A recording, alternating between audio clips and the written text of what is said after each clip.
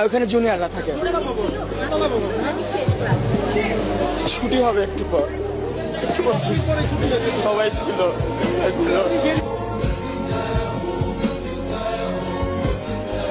Milestone school ছুটি হবে minute 10 পরে। ফুলের মতো জীবনগুলো যাবে আপন ঘরে। বিধ্বস্ত সেই বিমানটি কেড়ে নিল তাজা ফুল। নিয়তির লেখা এমন নাকি পাইলটের ছিল ভুল? মাইলস্টোনের এই ঘটনাতে কাঁদল পুরো দেশ। সন্তান হারা বাবা মার সব স্বপ্নই হলো শেষ। মৃত্যু কখন কার কিভাবে আসে তা আমরা কেউই জানি না। মৃত্যু কখনো কোনো বয়স মানে না। আজকের দুর্ঘটনায় যারা চলে গেছে, আল্লাহ তোমার কাছে দোয়া করি তাদেরকে তুমি জান্নাতবাসী করো। আর সাথে এইটাও দোয়া করি, আল্লাহ তুমি এমন মৃত্যু আর কাউকে দিও। এই জুলাই মাসটা স্টুডেন্টদের জন্য অভিশপ্ত একটা মাস। যখন এই জুলাই মাস আসে তখন স্টুডেন্টের মায়ের বুক খালি হওয়া শুরু করে। বাংলা নিউজের বরাত দিয়ে জানতে পারলাম নিহতের সংখ্যা 16।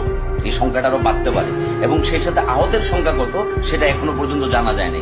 এর ভেতরে আর্মির ভলান্টিয়াররা মাইক দিয়ে চিল্লায় চিল্লায় বলতেছে A negative, B negative, AB negative, AB positive, নানান ধরনের রক্তের দরকার। ঠিক এই মুহূর্তে আপনার একটা ব্যাগ রক্ত হয়তো যে কোনো একটা ভাই বোনকে বাঁচাই দিতে পারে। আপনার একটা ব্যাগ রক্ত হয়তো তাদের উপকারে আসতে পারে।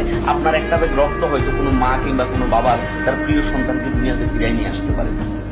এই মুহূর্তে আমাদের যার যার জায়গা থেকে যেভাবে সম্ভব সেভাবে হেল্প করা উচিত।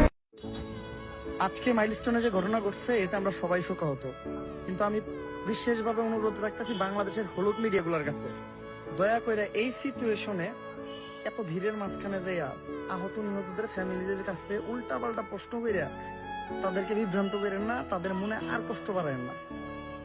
আপনাদের সামান্য একটা ভিউয়ের জন্য তাদেরকে ব্যবহার করেন না। এই দেশে অনেক আউট ফাউল নিউজ আছে, আপনারা তাদের কাছে জানেন। আমাদের বাংলাদেশের বড় বড় মিডিয়ারা এই নিউজটা খুব সুন্দর করে কভার করতেছে। আপনাদের যা ইন্টারফেয়ার করার কোনো দরকার নাই।